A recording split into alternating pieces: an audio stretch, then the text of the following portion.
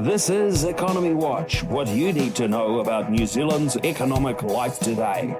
Brought to you by interest.co.nz.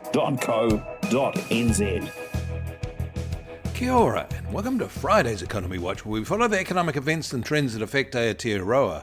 I'm David Chaston, and this is the international edition from interest.co.nz, and today we leave with news Monday's equity dump is now a fading memory. First up, the latest signals from the US labour market are that there is no rising stress. Initial jobless claims came in less than expected at 203,000, and there are now 1.9 million people on these benefits. Both are lower than last week and 10% lower than the same week a year ago. This was data financial markets noticed today, along with the confirmation that mortgage interest rates are falling. It is the summer driving season in the US, so petrol prices are important there too, and they are lowish for them, down almost 10% from year-ago levels. In some places, they're under $3 a gallon at the pump. US wholesale interest rates were up marginally in June from a year ago. However, the steady rises recently have ticked up the inventory-to-sales ratio, although it is still lower than year-ago levels.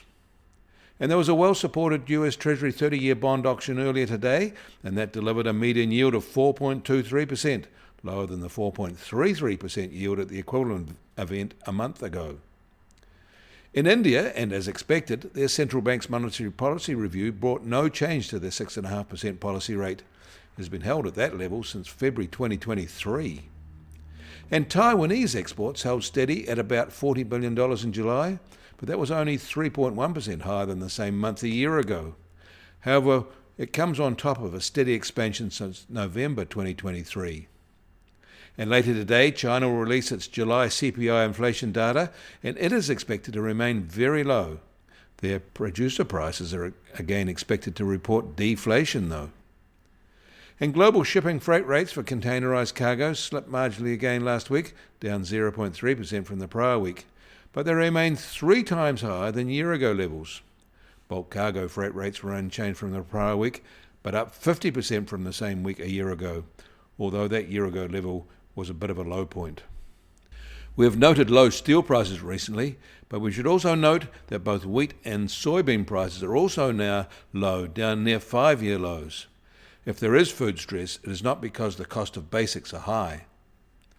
And the US Treasury 10-year yield is now just on 4% and up another 3 basis points from yesterday.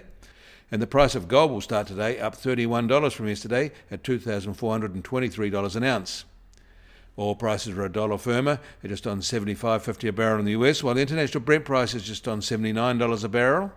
And the Kiwi dollar starts today little change from this time yesterday at just over 60 US cents. Against the Aussie, we're back down almost 0.75 cent at 91.1 Australian cents.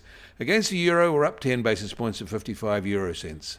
That all means our trade-weighted index starts today at 68.7 and down 20 basis points. And the Bitcoin price starts today at $59,562 and up 6.5% from where we left it yesterday. Volatility over the past 24 hours has been very high at plus or minus 4.8%. You can find links to the articles mentioned today in our show notes, and you can get more news affecting the economy in New Zealand from interest.co.nz. Kia ora, I'm David Chaston, and we'll do this again on Monday.